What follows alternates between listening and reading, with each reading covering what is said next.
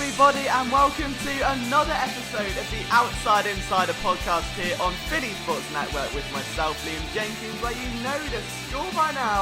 All things Eagles related from the last 7 days, hidden inside a trick-or-treat gift bag. Now, have you ever received a trick while trick-or-treating? Because I have, and I was about 7 years old, and I promise you, without even realising whose house it was, I knocked on the door of my school bully, who was stood there with a water gun and drenched me. And my mum was outside being like, "Oh, you know him, he's one of your mates." And I was like, "Yeah, I bloody love him, he's great."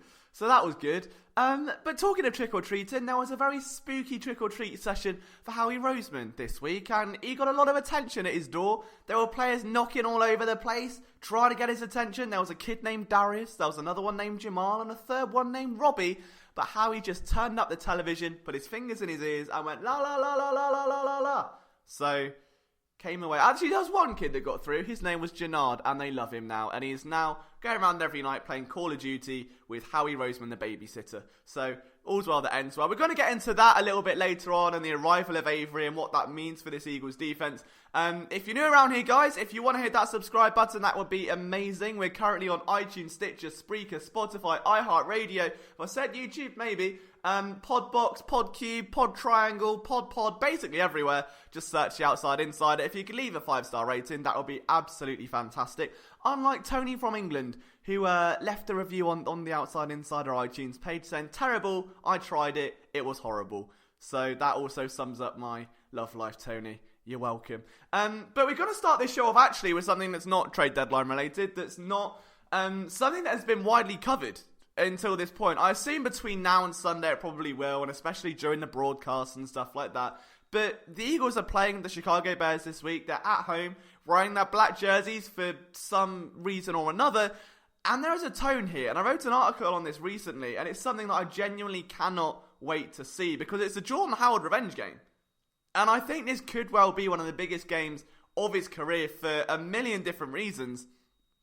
But this isn't like any, former Eagle playing against the Eagles. It's not like a former player for a team returning and it being a very ceremonious, like, "Oh, I miss you guys. Oh, you, come here."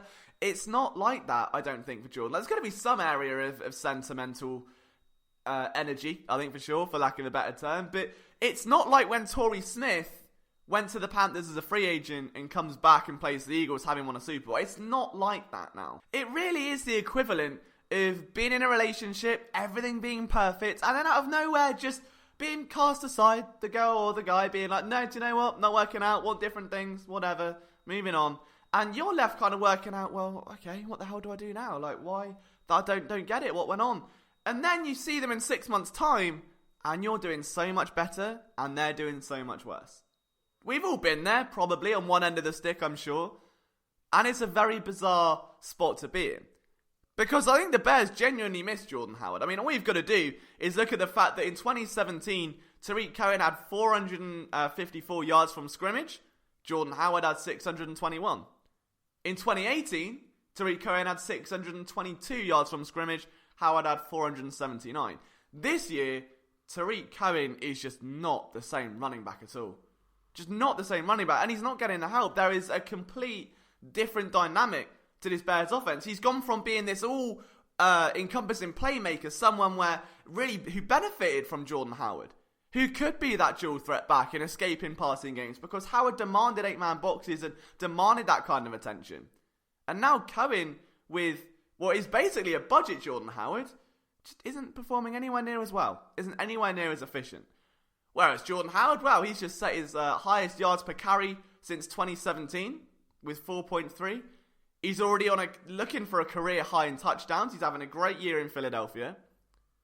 And more than anything, he's the guy again. In Chicago, over the course of 3 years, Howard was just slowly bumped down and phased out.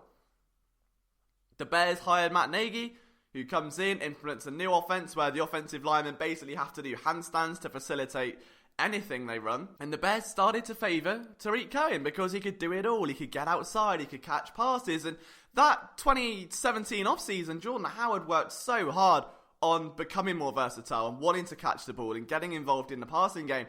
And we're now seeing that in Philadelphia, that he is becoming a receiving threat, and we're seeing it on a couple of screen passes. What's stunning, though, is that through 7 games, Tariq Cohen has 24 attempts. That's it. He's averaging 2.3 yards per carry. In 2018 and 2017, that number was 4.5 and 4.3. In 2018, he averaged 10 yards per reception, that number down to 5.8. Now, I'm not saying that lack of success is suddenly all down to the loss of Jordan Howard, but it's not like they've got that same production from their rookie running back. And if I was a Chicago Bears front office, I mean, I understand. I get why they wanted to part ways with Jordan Howard. It makes sense to me, because he's in his final year of contract, and there are a couple of backs, Devin Singletary, David Montgomery, that I thought were at least in that same build of Howard, could bring the same skill set to the table. So why not extend that cheap contract window for another 5 years, cash in while you can, and keep the ball rolling? Like, it makes sense. But for Jordan Howard, he went from being the guy, being the 3rd most productive running back in the league since his arrival, to just being phased out, and Tariq Cohen becoming the guy, getting 99 carries in 2018, along with 71 receptions. And Jordan Howard's role just slowly diminished. He was asked to be doing more and more things that he wasn't really comfortable with. And then he gets cast out completely into Philadelphia, where he is now the guy. And he has been a key point in 2 dominant victories. A 96-yard game recently, on Sunday against the Buffalo Bills, and of course a 3-touchdown outing, a hat-trick hero performance against the Green Bay Packers. And there has to be an element for this Bears rushing offense to be looking and going, did we make a whiff there? Did we really need to? Could we not have gone one more year? Could we not have kept him? Is the pick worth it? Have we shot too soon? Have we maybe, I guess, not been able to see the forest for the trees? We've gone out with a pan and into the fire. It genuinely is. Like, if you come out of that relationship and you think, yeah, this is what's best, I'm not happy now, I've got to do, me and move on, or whatever it may be. And then in 6 months' time, you look back and they're doing so much better, and you're like, that's going to sting. Maybe you bump into them in public and they're dripping in sauce, they got that Supreme on, they got that Gucci belt, and you're like, what have I done? Like, I'm in the same situation, nothing's changed, and they're soaring. Like, I was holding them down, they're now doing better. It's interesting. It's an interesting dynamic. And I really think that this Bears defense, as good as that front four is, as intense as that matchup in the trenches is going to be, we could see a Jordan Howard breakout. And I would love to see it. It's always, to see someone cast aside, come back, and just shove it down their face, saying, like, this is what you're missing. This is what you're losing out on. You turn this down to get a rookie running back who's been all right. And yet here I am, still being me, at age 24, former 6th round pick, overlooked for days. No one really gave me a chance, despite the fact I've had over 3,000 rushing yards in my career, despite the fact I've been the 3rd most productive running back in the league since my arrival. No one cares. This is the day I'm going to make them. I'm going to go out there, I'm going to make a damn impact, and I'm going to shove it down their throats so they regret it every waking moment that they're on a football field. That Matt Nagy can look across the field and see Jordan Howard sprinting off to the races. I say sprinting, he doesn't really have top-end speed. It's more of a, I guess, a subtle kind of jog along. But through the trenches, we all know Howard has been unbelievable. Like, for me, he has been one of the best players on offense all season long. And I know it's easy to say, oh yeah, well, Liam, he's gonna be. Look at his numbers. Like, it's not about the numbers. Miles Sanders took 8 games to start showing a realm of patience anywhere near the same that we're seeing from Miles Sanders. From Jordan Howard, I should say. He took 8 games to start showing that vision. When Jordan Howard runs the ball, the game is in slow motion. It's genuinely incredible to watch.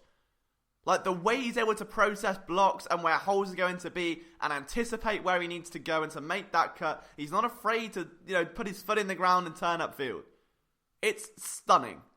And I think the Bears, they're going to lie awake at night, and they're going to think of that, and they're going to try drunk calling their ex, and they're going to go through phases of listening to Marvin's Room and wondering, what the hell have we done? Because our rushing offense has just plummeted. Howard is soaring. The Bears are absolutely plummeting. It's unbelievable. Like, you can't put it any other way. Tariq Cohen has not been the same back without Jordan Howard.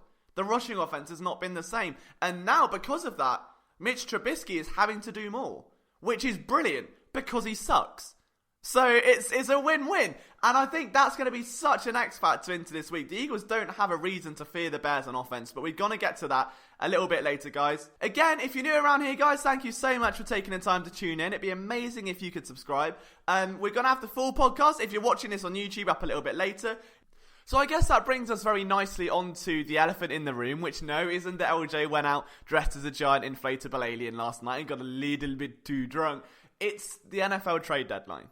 And the fact that the Eagles come away from that with only Jannard Avery. And it was, I think, probably the most aggressive I've seen fans wanting to be at a deadline before. Like last year we had the Golden Tate thing, and I think people wanted to see some help, or maybe a Robbie Anderson. But this year felt different, and maybe it was because the nature of the 3-4 start, or the 4-4 start, whichever, I guess 3-4 makes sense to go into that week. But it was a bit different. They weren't defending Super Bowl champions. They weren't without Carson Wentz for 3 games. They weren't without several other key players. It was one of those instances where last year you could make a case where, do you know what? The first few games, the Eagles were at a significant disadvantage, and then they got better, and now they're doing well, and they're missing that one piece to maybe boost them to the next level. This year has very much been, the expectation is NFC Championship, at least. The schedule favours the Eagles. They've got one of the most talented, one of the deepest rosters in the NFL, and they've frankly laid eggs all across the board for at least 5 of those games. If not for Carson Wentz, if not for Jordan Howard, if not for some great play calling from Peterson, if not for a very late resurgence along this offensive line, we wouldn't be having this conversation. The season would be a write-off. We can talk all day about cornerbacks, we can talk all day about Jim Schwartz and the defense, but there is so much that goes into this. We can discuss Matt Collins and the fact that he had as many catches through October as I did, but it all falls under the same umbrella, that the expectation is much greater than what we're seeing. Whereas last year, people sat back and were like, do you know what? The Eagles, again, they missed Wentz for 2 games, he returned in week 3. Alshon Jeffrey missed time. Jay Ajayi tore his ACL. It was a very different dynamic. So fans were amped up. They wanted the team to be aggressive. The Eagles had every reason to be aggressive. And Howie Roseman, as I mentioned earlier in the show, just sort of turned his music up, fingers in his ears, and pretended it wasn't happening.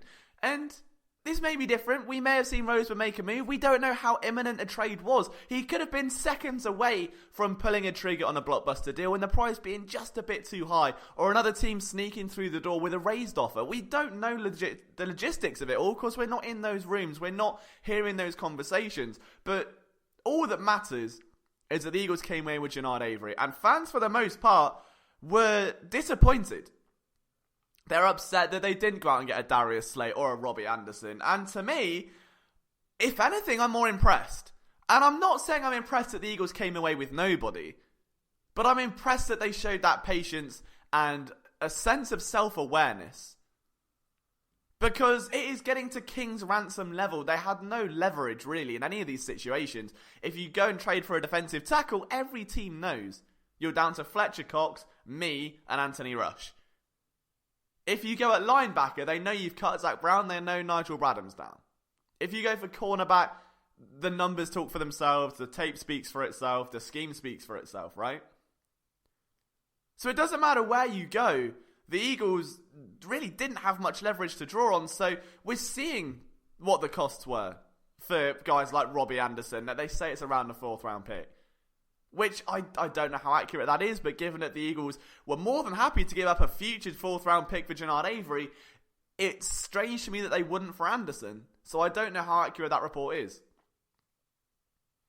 But the other way to look at it is the Eagles could have gone out and got Darius Slay. They could have gone out and got, let's say, Jamal Adams. They could have gone out and got Robbie Anderson or a Geno Atkins or whoever.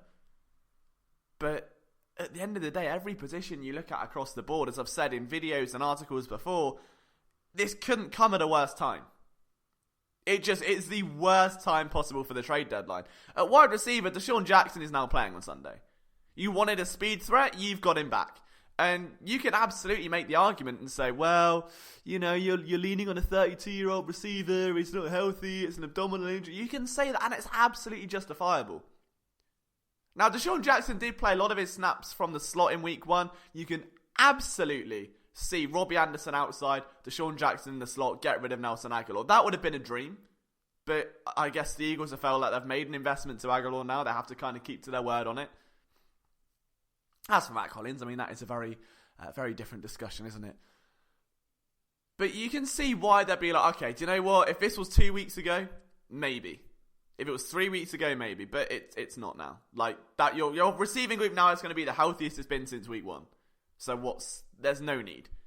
Going into week 1, everyone thought, well, it's one of the best receiving groups in the NFL. One of the deepest. They don't need anyone else. It's electric. DNA, baby. DNA. I got drops in my DNA. And now it's suddenly we get is they need Anderson. I don't think they do. You go to defensive tackle. Timmy Jernigan's probably going to come back, and Anthony Rush looked really good. Surprise!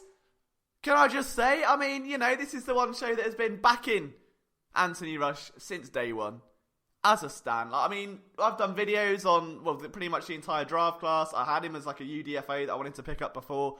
Absolute man, mountain of a human. I think he's going to do great things if he's given the playing time.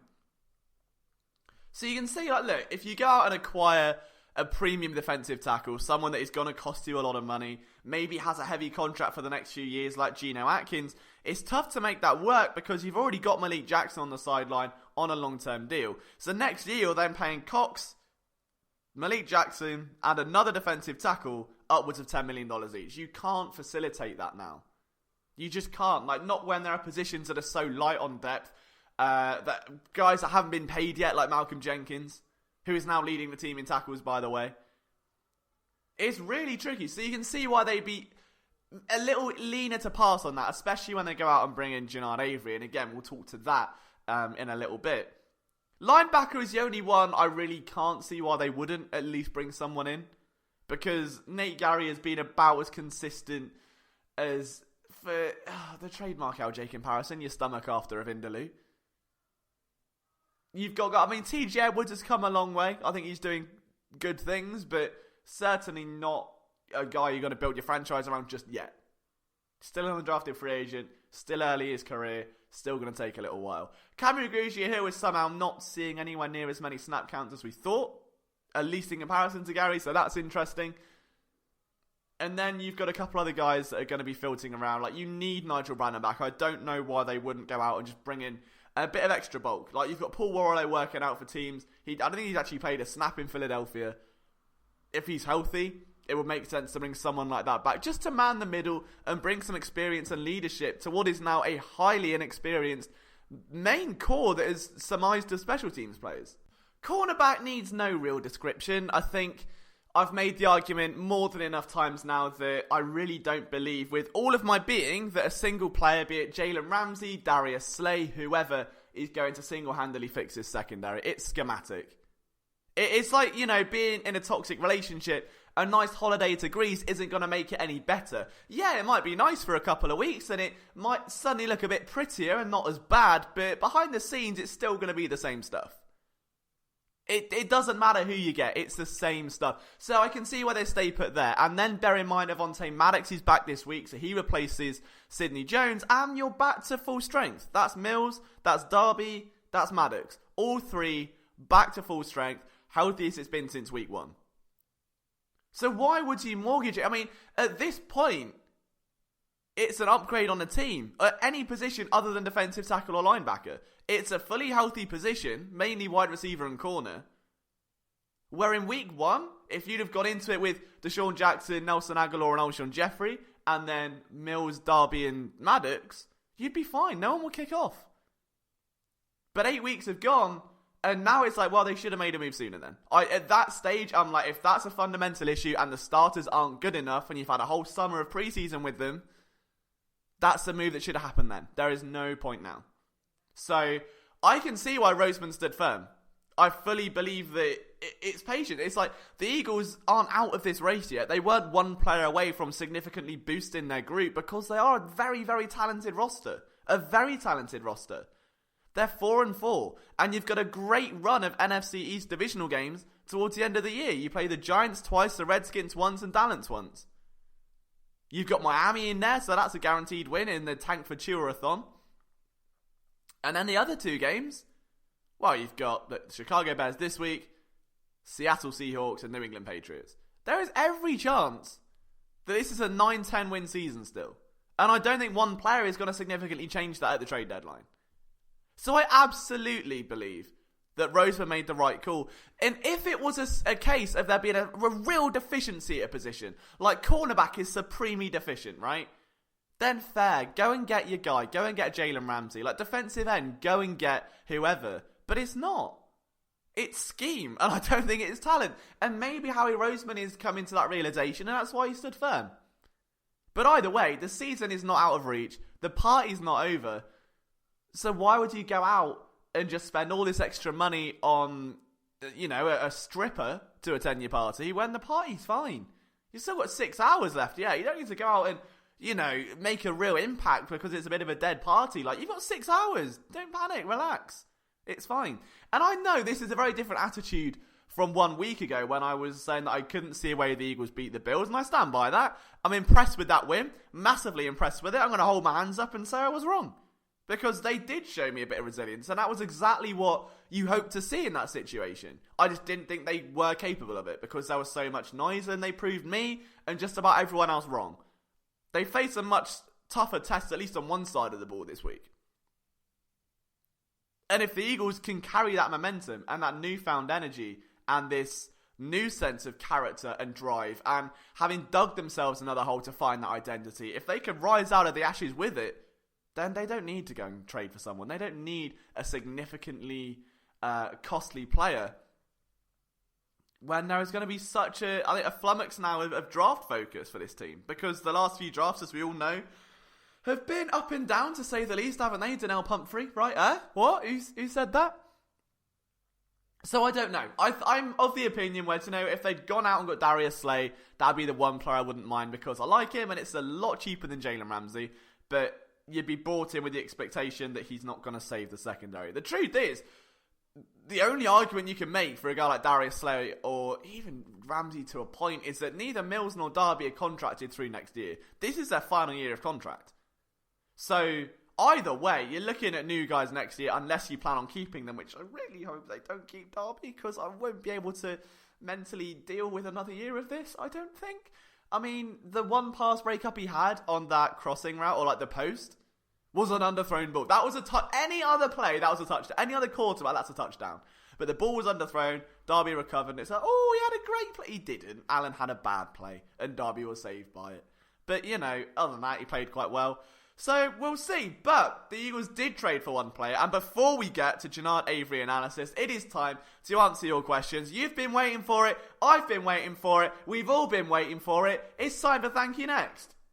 We're going to start off. We've actually got some significant questions this week. We only had 2 last week, and I was very heartbroken by it. But now we've got a few. I'm not going to count them on air because I will be here quite a while. My numeracy skills aren't well. So, thank you. Next, we're going to start with Isaac, who says, do you think Deshaun Jackson will be able to play for Sunday? Yeah, I don't know how much he's going to play. Whether or not he's going to play the full game or be limited is going to obviously be quite dependent on how he's feeling. But the fact he's returned to practice, the fact that he's feeling stronger, that Peterson has been giving him that vote of confidence all week, it wouldn't surprise me to see him resume that initial workload, even if they just ease him back into it or they do still have Hollins outside for a bit. Don't have any knee-jerk reactions, by the way. Like, if they don't run Deshaun Jackson into the ground, they've got a bye week coming up. It doesn't make sense to run him ragged, get him hurt again. They'll probably ease him back in. And you know what? If the Eagles take a massive lead or they go 2-3 scores up, they don't need him on the field. I could see that happening. If the Eagles go down, then he may play a little bit more. That will be my prediction. It's probably going to be situational and dependent on how much pain there is for him to play through. Thank you. Next, at Stendoze says, Go Birds 4-4 in brackets 4-0. Now, I don't know what the 4-0 bit means. We'll get to that, I'm sure. Maybe that can be a thank you next for him. He says, do you have confidence in Andre Dillard to hold his own? That's a good question. Because I think obviously this week he's going to come up against the toughest challenge any lineman could face. And that's Khalil Mack, who is on track to receive his 5th consecutive year of a 90-plus Pro Football Focus grading, which is absolutely stonking, isn't it? It's just unbelievable. He's a phenomenal talent. I think it's going to be dependent on what Chicago tried to do. They obviously want to try and pick on him. And if you've got Lane Johnson one side and then Andre Dillard on the other, you're naturally going to try and pick on the rookie, a guy that's only got 2 starts to his name. But I've been really impressed with Dillard through the opening 2 games that he started, so not counting the one where he was thrown in and kind of beaten around a bit. I think he's played quite well. I had a film room on him the other week. In his actual first start, I thought he played excellently. He's looking a lot more technically sound, which is something we didn't see in the preseason. It was a concern coming out of college with regards to hand placement and stuff like that. And even if you go and watch a preseason game in comparison to what we're seeing now, he does look fundamentally better. And all of those, the gifts that he's got, the athleticism, the power, the size, are all beginning to merge together. Like, the makings were always there of a future Pro Bowler. I don't think he's going to be blowing anyone away anytime soon. There's a long way to go in that development. But the kick step that he's got, the energy that he brings, it's consistent, and it's just the athleticism. If he gets beaten, he can recover so quickly because he's so long and he's got that just initial burst. Whereas other linemen, if they're beaten, they're kind of stuck on an island and don't know what to do. Dillard, all he needs is one little reach and a tap, and it's enough to get himself back into the play. So, will he hold his own?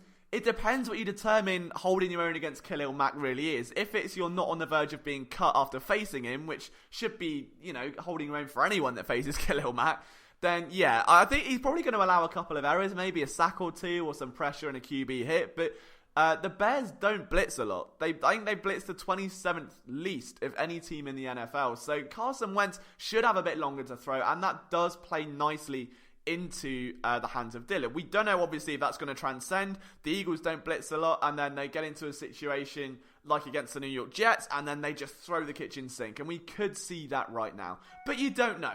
I think he'll hold his own, though. Thank you. Next, Chris Jeffries. I know he's a regular listener of the show. What player would I have gone after at the trade deadline, and for what price?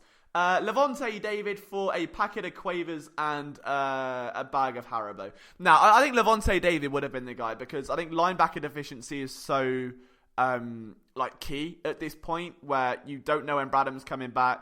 Zach Brown's gone. The linebackers that are starting are TJ Edwards, Nate Gary, and Camu, and I think they just need that experience there. They need someone to really captain the ship more than anything, someone to really lead it and get those guys set up. And Gary does it in flashes. He's kind of in between. So you can't really rely on that happening every day. But yeah, I'd have gone with Levante David, someone that is absolutely exceptional throughout. Is the perfect coverage linebacker for this team. Will come in, make an impact, and I'd probably give up a 3rd and a 4th, or just something to sweeten the deal. I'd try and get rid of Aguilar, but I can't see the Bucs taking him, so we'll see. But that would have been my target. I would have gone after Levante David. Thank you. Next, Will Roberts. If I had a chance to sack a member of the Eagles coaching staff, who would it be, and who would I replace them with? What a question. Oh my God. A lot of people are probably going to expect a Mike Groh answer here, and I don't know if I would. I mean, do you know, I would put Mike Groh back to wide receivers coach if he'd be accepting of it, and probably give it to Jeff Stoutland or Juice Staley, because Jeff Stoutland is the run game coordinator as far as I'm aware. I don't know. Or pass game coordinator, I should say. I'll give it to Stoutland if he'd want it, as long as he could still maintain responsibility with the O-line, because he's been doing wonders for those guys. I think Juice Staley would deserve it, for sure. I mean, a lot of people want Juice Staley to get the offensive coordinator look. If not, I don't know. It's really difficult. For now, I'd probably keep them all the same. I would honestly, it's so much upset. Thing is, you've just come out, you've beat the Buffalo Bills, it's 4-4 on the season, you've come through a week where Orlando Scandrick's gone on undisputed, you're cutting players, you've got anonymous sources, you've got Fletcher Cox having to defend his own with a shotgun. There's been a lot of noise around this team, and it's just beginning to settle. And there's a saying in football that winning cures everything, which is absolutely valid, but if it does, the last thing you want to be doing is getting rid of your offensive coordinators. As of right now, probably wouldn't get rid of anyone. By season's end, I would probably change both coordinators, and I'd get rid of Schwartz. Who would I replace him with? That's very tricky. It's really hard to say, like, at this point in the season, because obviously you're going to have to look at the talent and probably go for another 4-3 coach and look at guys. I mean, like, because if Schwartz goes, Matt Burke's going to probably get it, and that's just exactly the same scheme all over again. So you'd have to fire 2 people. It's all messy. I wouldn't fire anyone. Like, hey, do you know what? The ship's sailing smoothly. Let's just keep everyone on board for now. And then when we land and we get to our destination and we find the treasure chest, we can kill them all off and take the treasure for ourselves. That would be my plan. Thank you. Next, we're moving on to the next question. And our final question from Ryan. I want to pronounce his surname correctly, so I think it's Sheben, but if I'm wrong, I'm very sorry. Blame it on the fact that I'm maybe a tiny bit hungover. He says, how do you think the Eagles' O-line will do against the Bears' D-line? I suppose that does link directly to the Andre Dillard question. I think they'll be alright so long as the Bears don't blitz too much. It's more, I think, going to be the push against the run that's going to be a problem. Like, the Bears' run D has always been good. They're still top 10 in, like, I think every category this year. So their defense has always been a problem. But the Bears also haven't beaten the Eagles since 2011, which in 2011, for perspective, I would have been 16 years old. I'm now 24. So I'd have been 16 years old, which means I've just come out of secondary school. I would have had an emo haircut, been listening to My Chemical Romance, and I'd have just gone to college. And I think that was around the time I accidentally almost set the college on fire when I tried to put a bag of Doritos in a microwave and forgot to take them out the bag. And it all went a bit zingy. So, yeah, perspective changes a lot. That's how long ago it's been since the Bears beat the Eagles. And you know what? Again, their defense is great. The Eagles were able to beat them in the playoffs. So the Eagles know what to expect at this stage. I think everyone knows what to expect with the Bears defense. You've got to try and plan around it, which is so difficult because they're literally elite at every position. It's just going to be a lot of running the ball, a lot of short throws underneath, getting Carson Wentz into situations where he can honestly just, I think, make the most of them and not be forced into tricky decisions or having to go through progressive reads. Just get the ball out nice and quick. Very much a Nick Foles type offense that we saw against Chicago last time. And a lot of that is going to start up front. It's going to be a case of, can you double team Khalil Mack? Can you get help for Andre Dillard? Can you stop those interior guys getting into Carson Wentz? And more than anything, can you just pave the way for Howard to run down the clock and build sustainable offensive drives? We know this team struggles in terms of starting fast. I think the Eagles' offensive line will be alright. I honestly do. It should be a very interesting matchup. It's always intriguing seeing, Alshon Jeffrey against his former team or those kind of narratives. The same with Jordan Howard. But up front is going to be where most of this game is dominated. The Eagles' defensive line have to get to Mitchell Trubisky in the same way the Bears' defensive line have to try and stop Wentz getting hot, because when he does get hot, as we all know, 14 touchdowns and 4 picks on the year, he's been very, very good. And you don't want him in that kind of situation where you're at home, the crowd's roaring, the Eagles' offense are going to have the advantage there. So I think they'll be fine, but I don't want to jinx it. I think the Eagles' offensive line is finally getting back to their best. They're not playing with that complacency, or I don't want to say lack of effort, but the stupid mistakes and mental errors are no longer there, and they're just being that brute bully that we've come to know and love. So I think it's going to be a neutralized game. Like, the Bears won't get the better of the Eagles won't get better of the Bears, and it's going to end up in a game where I think that's going to give it a Wentz v Trubisky shootout look, where Wentz in 99.9% of simulations should win.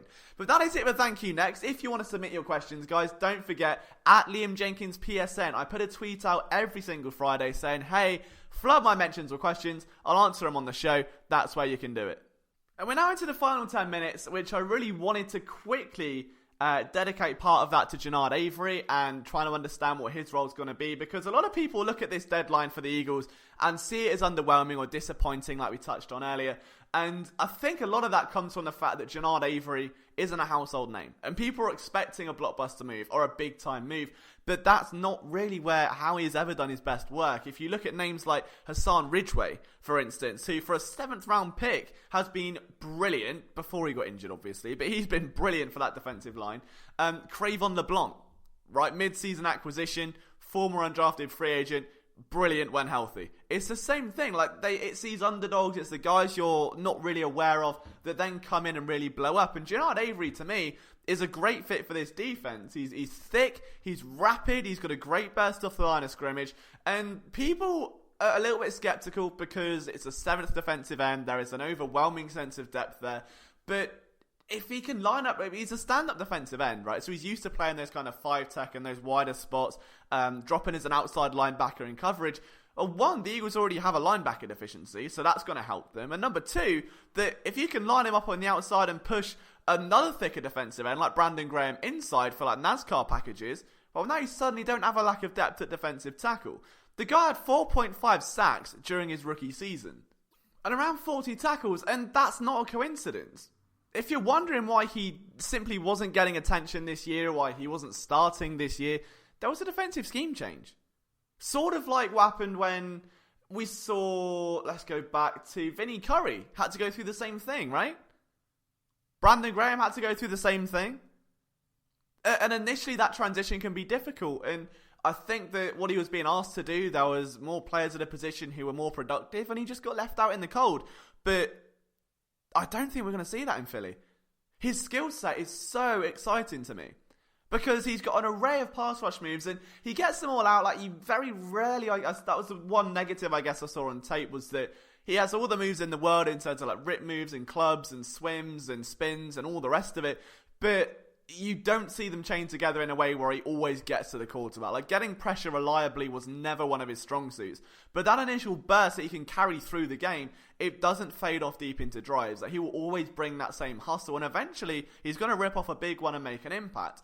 Now, if you're going to really challenge Vinny Curry here or a Josh Sweat here, then you're relying on that explosiveness. You're relying on that relentless motor to generate the pressure that maybe the other guys aren't right now.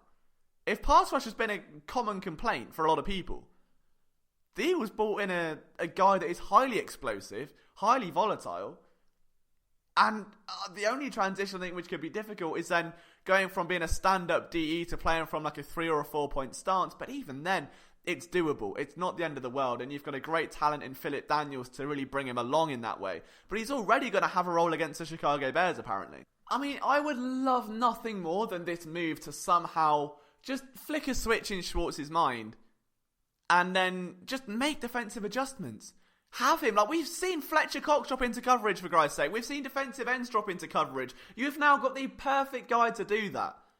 Pretend to blitz Mitchell Trubisky and drop him back.